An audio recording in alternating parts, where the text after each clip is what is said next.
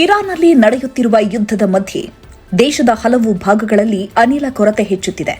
LPG ಸಿಲಿಂಡರ್ಗಳಿಗಾಗಿ ಉದ್ದನೆಯ ಸರತಿ ಸಾಲುಗಳು ಅವ್ಯವಸ್ಥೆಯನ್ನ ಸೃಷ್ಟಿಸುತ್ತಿವೆ.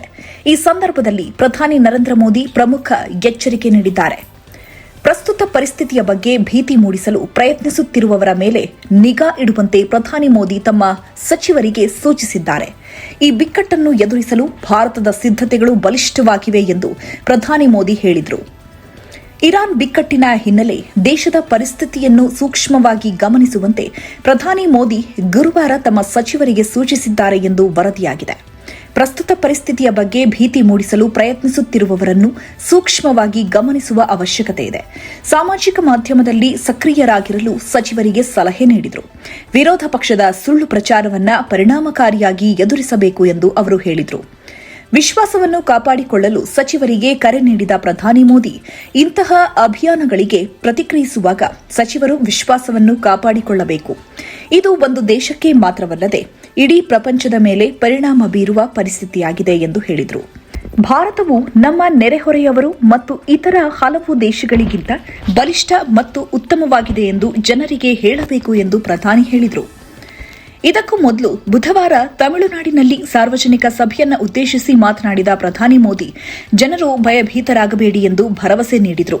ಜೊತೆಗೆ ಸಾರ್ವಜನಿಕ ಹಿತಾಸಕ್ತಿಯನ್ನು ರಕ್ಷಿಸಲಾಗುವುದು ಎಂದು ಭರವಸೆ ನೀಡಿದರು. ತಮಿಳುನಾಡಿನಲ್ಲಿ ನಡೆದ ರಾಷ್ಟ್ರೀಯ ಪ್ರಜಾಸತ್ತಾತ್ಮಕ ಒಕ್ಕೂಟ ರ್ಯಾಲಿಯಲ್ಲಿ ಅವರು ಭಾಗವಹಿಸಿದರು. ವಾಣಿಜ್ಯ ಎಲ್ಪಿಜಿ ಕೊರತೆಯಿಂದಾಗಿ ದೇಶದಲ್ಲಿ ಹೋಟೆಲ್ ವಲಯದ ಮೇಲೆ ತೀವ್ರ ಪರಿಣಾಮ ಬೀರಿರುವ ಎಲ್ಪಿಜಿ ಬಿಕ್ಕಟ್ಟು ಶೀಘ್ರದಲ್ಲೇ ಬಗೆಹರಿಯಲಿದೆ ಎಂದು ಪ್ರಧಾನಿ ಮೋದಿ ವಿಶ್ವಾಸ ವ್ಯಕ್ತಪಡಿಸಿದರು. ಅನಿಲ ಬಿಕ್ಕಟ್ಟನ್ನು ಪರೋಕ್ಷವಾಗಿ ಉಲ್ಲೇಖಿಸಿದ ಪ್ರಧಾನಿ ಮೋದಿ, ಸರಿಯಾದ ಮತ್ತು ಪರಿಶೀಲಿಸಿದ ಮಾಹಿತಿಯನ್ನು ಮಾತ್ರ ಹರಡುವಂತೆ ಜನರಿಗೆ ಮನವಿ ಮಾಡಿದರು.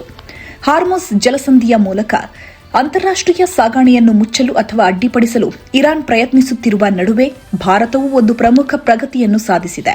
ಈ ಸಮುದ್ರ ಮಾರ್ಗದ ಮೂಲಕ ಹಡಗುಗಳ ಚಲನೆಯ ಕುರಿತು ವಿದೇಶಾಂಗ ಸಚಿವ ಎಸ್ ಜೈಶಂಕರ್ ತಮ್ಮ ಇರಾನಿನ ಸಹವರ್ತಿ ಅಬ್ಬಾಸ್ ಅರ್ಗರ್ಚಿ ಅವರೊಂದಿಗೆ ಉನ್ನತ ಮಟ್ಟದ ಮಾತುಕತೆ ನಡೆಸಿದರು.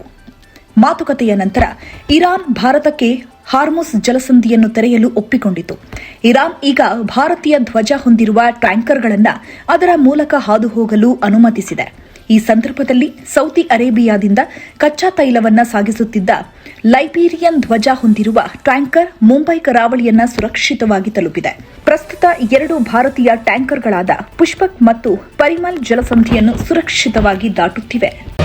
ಮತ್ತಷ್ಟು ಸುದ್ದಿಗಳಿಗಾಗಿ ನೋಡ್ತಾ ಇರಿ ಪಬ್ಲಿಕ್ ನ್ಯೂಸ್ 24x7. ಇದು ಸತ್ಯದ ಧ್ವನಿ.